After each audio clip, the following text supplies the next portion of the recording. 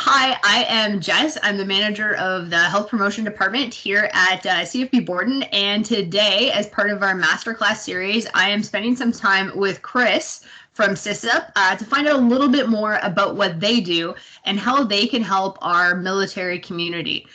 So welcome today, Chris. Thank you for taking the time to sit with me and talk to me a little bit about what it is that you do. I've known you for a few years now, so with that, I have a general idea, but I'm really looking forward to kind of pulling back some layers to that onion to get a better sense of what you can do and how you can help our military community with their financial health. So why don't you take a second, just tell me a little bit about what it is that you do. Okay. Thank you for having me, Jess, or having SISIP here. We really appreciate being able to reach our members any way that we can. Specifically, my job is the branch manager in Borden, but my job within SISIP is I'm the insurance rep. It's my specialty. That's my vein of our three services. I'm going to be the person that you are going to talk to when you are getting life insurance or at the end when a family member dies. That's my, I guess I can say it's my pleasure to help a family through that part of their grieving process and actually completing life claims as opposed to death claims like other people would call it. I like to call them life claims. And again, that's my, I guess I could say it is my pleasure actually to help a family at that stage of their life. Yeah, that sounds like it would be pretty difficult, but it's nice to know that they have someone like you that they can turn to for some comfort in that period of time. Yeah. I've been in Borden for quite a few years, and I'm still a little confused. Can you tell me exactly who SISIP serves? So SISIP serves serving members, so Reg Force members. We serve reservists, and we also serve released members. Everybody, right from the start of when you sign your contract with the military to when you die. That's who we serve, and their spouses, and they're mostly their family, but not your moms or your dads, but certainly your children while they're still young, and again spouses. Okay, kind of off the cuff, and this is just more a curiosity question for me. Do you feel that since the pandemic started, you've seen an influx of use in your services, or if things kind of got a little quieter? Surprisingly, I expected that we would have a lot of people that would be updating their insurance, making sure their beneficiaries were updated, making sure they had enough insurance when COVID hit. So surprisingly, no, those numbers have been pretty flat or pretty stable. Maybe people were thinking that we weren't open, but we obviously were. And then we also did expect that there would be a lot of people reaching out for more financial counseling. Right, spouses were laid off, but then on the flip side, we realized, our military members nobody was laid off, and if a spouse was laid off, they were at home with their children, didn't have to pay for daycare. So the financial counseling numbers actually down a little bit too. Oh wow! So things just kind of seem to balance out a little bit. Yeah, and even with financial planning at the beginning, the market kind of took a nosedive. Yeah. But since it's come back, our numbers, people are still investing. It's for our military community. It hasn't been maybe as bad as it has been for other communities. Okay, that's really good to hear. And I guess another question I have for you is: have you been able to take a lot of your services virtual? Everything. We for some reason, and I don't know how it worked out, but the Friday before when everybody went virtual, we took our laptops home and we have been able to work from anywhere.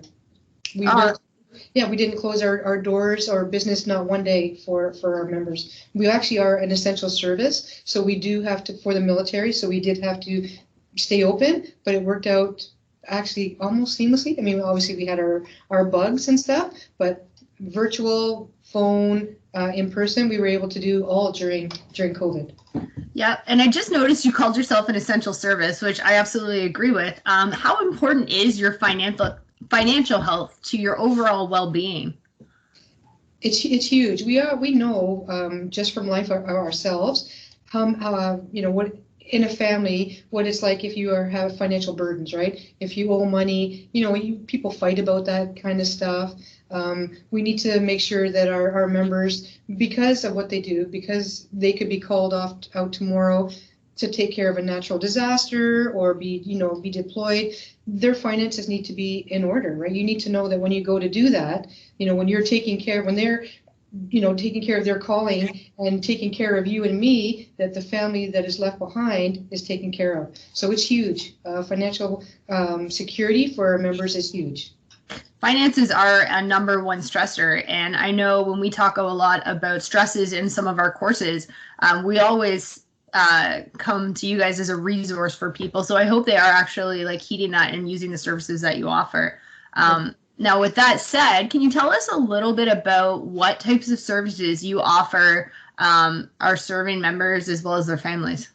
Sure. So we offer insurance products. We have a very unique insurance policy for our serving members, designed specifically for them, taking into account that what they do is dangerous. So we have no war clause, and we have no exclusions for dangerous occupations. Sometimes people don't realize what a dangerous occupation or fun thing is, right? An outside civilian insurance company would look at snowmobiling as being a dangerous activity, where somebody doesn't even think about that. So we offer no exclusions for that. With our insurance, your children are automatically covered for $10,000 in the event that something should happen to them until they're 18 or finish school. So, and then we also have a permanent insurance. So we take care of that side. We have financial counseling. And if I could, have a message to most of our members, financial counseling is not dirty.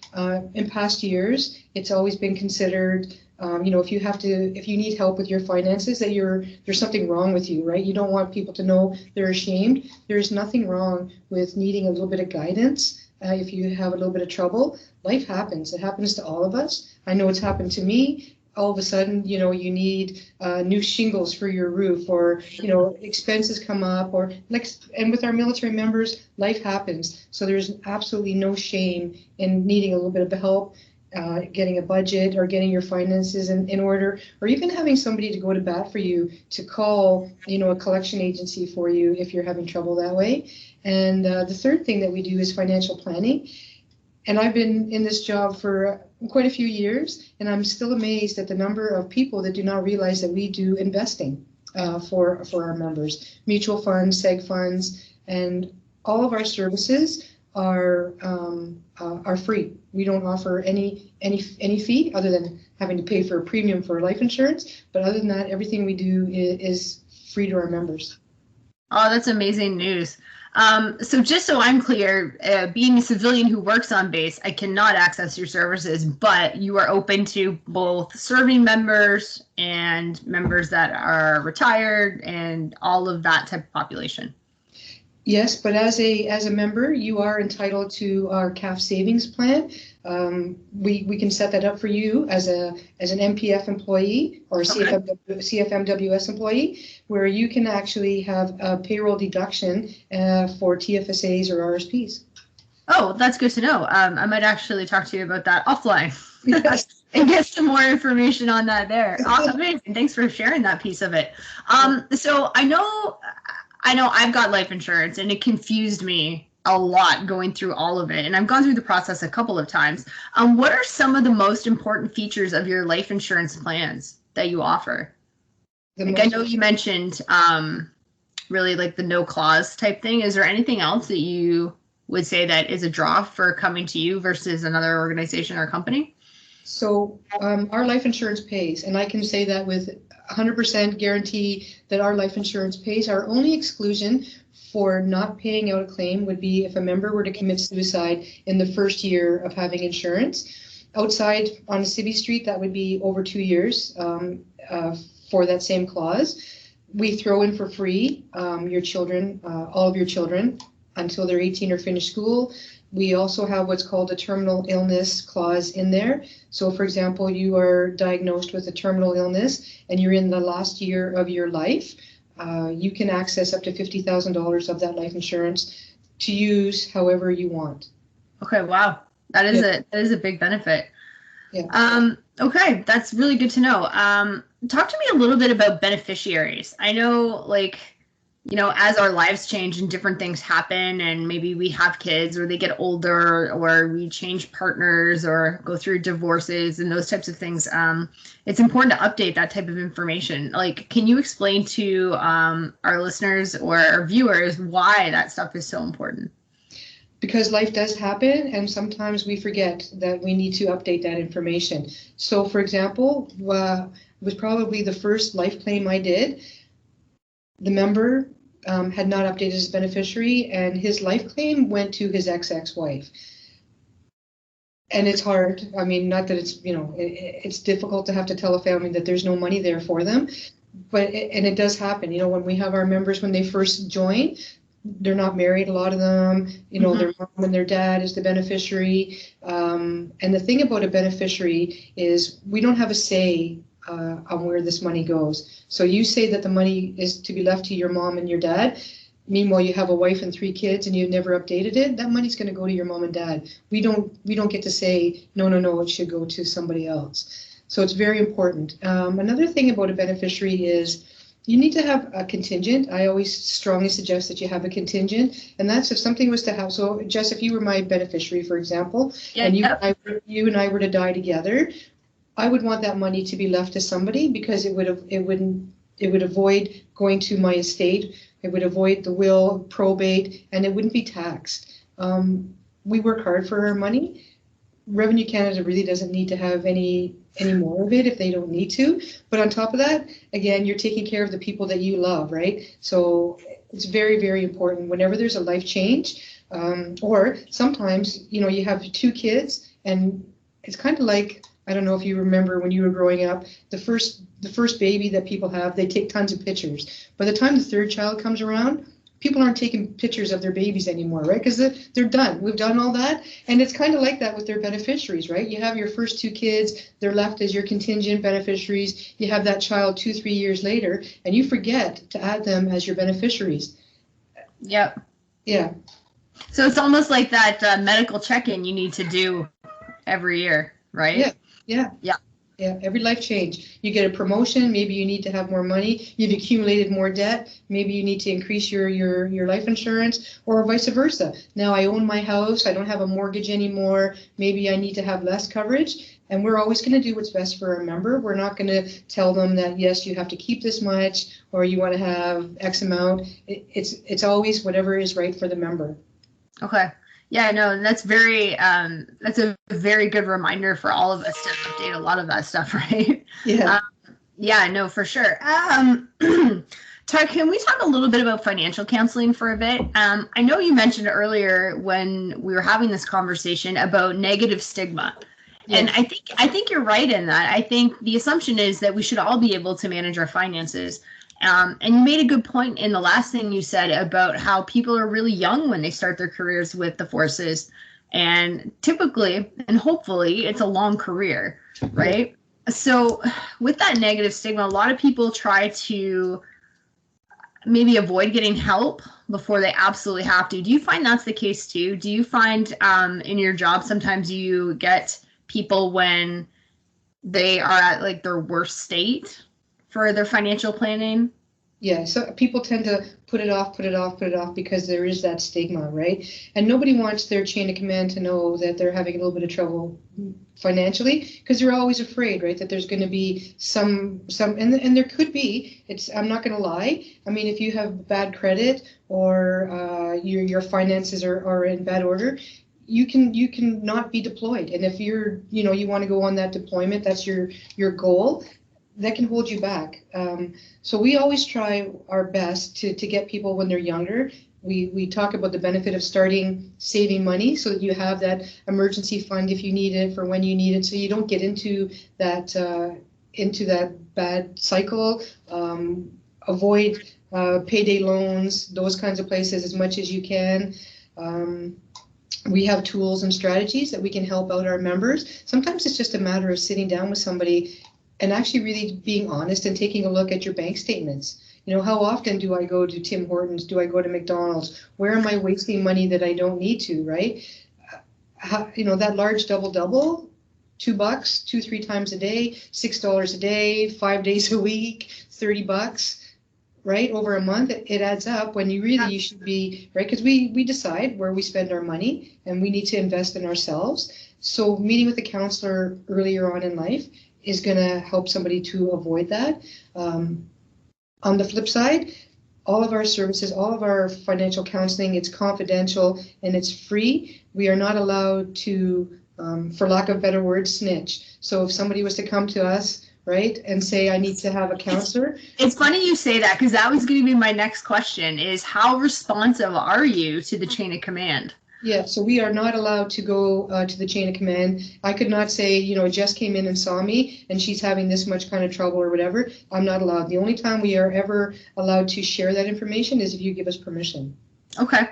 Yeah. And so I always tell people that if you need to come for that and you don't want anybody to know, you don't have to tell them that's why you're coming to see SISIP. You can say, I just want to go talk about my insurance, or I want to, talk about something else. They don't have to, your chain of command does not have to know why you're coming.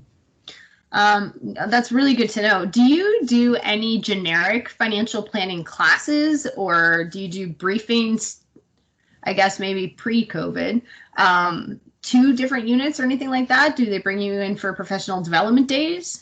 Yes, they do. And actually, before COVID happened, we would do weekly education classes at our 3 biggest schools. Our CME would have us in, and we would run like a 6-week training program, where we would do, maybe one would be on budgeting, one would be on saving, another would be on insurance, another about the benefit of leasing as opposed to buying vehicles or rent.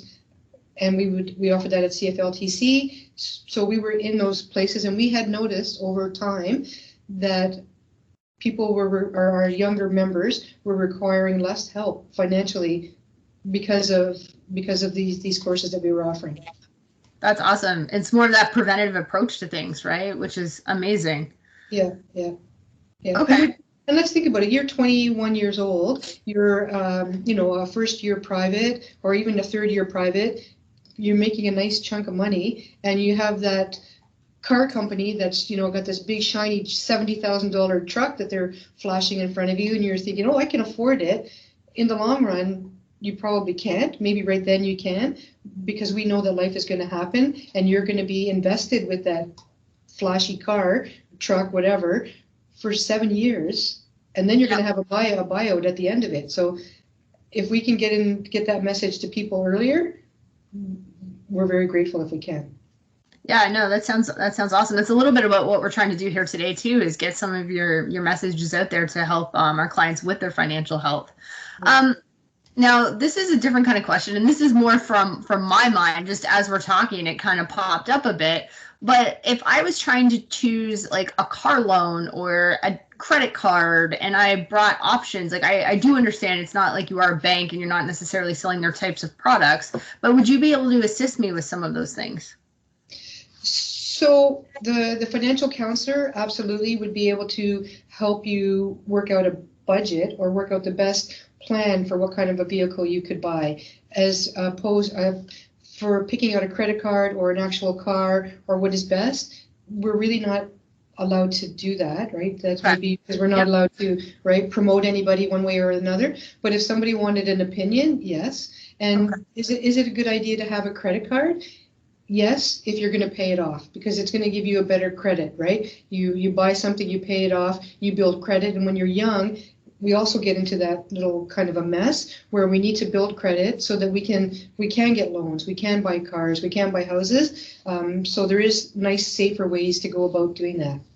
Yeah, and that's important. So basically, you can give more of your generic type tips, like stay away from certain loans with high interest rates and stuff like that, versus an actual product. Yeah. Okay. So you would be able to help maybe one of your clients read through some of the fine print on something and maybe explain it to them before they sign their name onto maybe a longer loan or something like that. Yeah. Okay. Yeah. Because I know that seems to be one thing for a lot of people, is just reading the fine print on things and understanding what they get themselves into when they sign for some of those types of things. Yeah, yeah. And we'd like to see the people start early, not only just for that stuff, but my goal is I want to be able to buy a house, right? How do I go about? How much money do I need to start saving? What options or tools do I have? Like the home buyers plan, we'd be able to help members out with. So just tons of information, and it just takes a phone call. Oh, that's really great to know. So one of the last questions I have for you, and I do really appreciate your time, is what sets SISIP aside from some of the other civilian providers?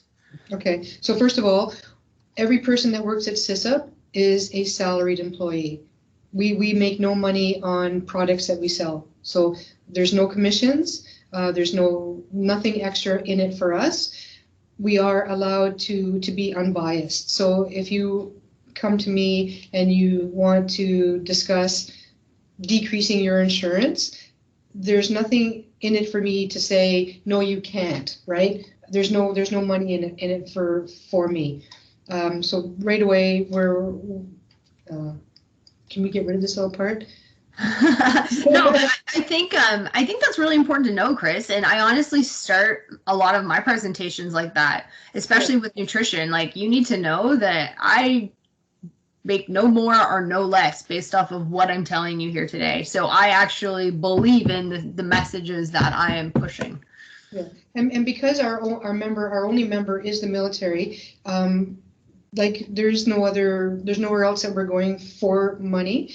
They also own us, right? So all the money that they do. I like the way you said it, like they own us. They do own us. Because we only work for them, and any money that we make, so the money from the premiums, the money that we would make from trailer fees, anything like that, goes back to the military, right? We're not a not-for-profit, but we do make a little bit of money. We do have to be able to cover our wages, but at the end of the day, everything that is left goes back to the military, so it goes back to them. So by coming to use your services, I'm actually investing into the military community again. That's right. Yeah, yeah, that's really good to know. And I think that's a point that a lot of people don't actually realize. Yeah. Okay, yeah. That's awesome. Is there anything else that I haven't asked you that you would like to share? I think you asked a lot of stuff that I would have. No, I think you did a great job, actually. Okay. Very, very impressed. Well, I really want to take a second and thank you for your time. I know as part of the health promotion team, we feel that financial health is very important. And we try to include you guys in almost everything that we do on our health and physical fitness days and those types of things. And in all honesty, we get a lot of really good feedback and questions about it. So I'd like to continue to partner with you on those types of things. And yeah, if there's anything else you want to share with our social media platforms or our clients that we can help you with, please don't hesitate and let us know. Thank you. We appreciate that, and we will.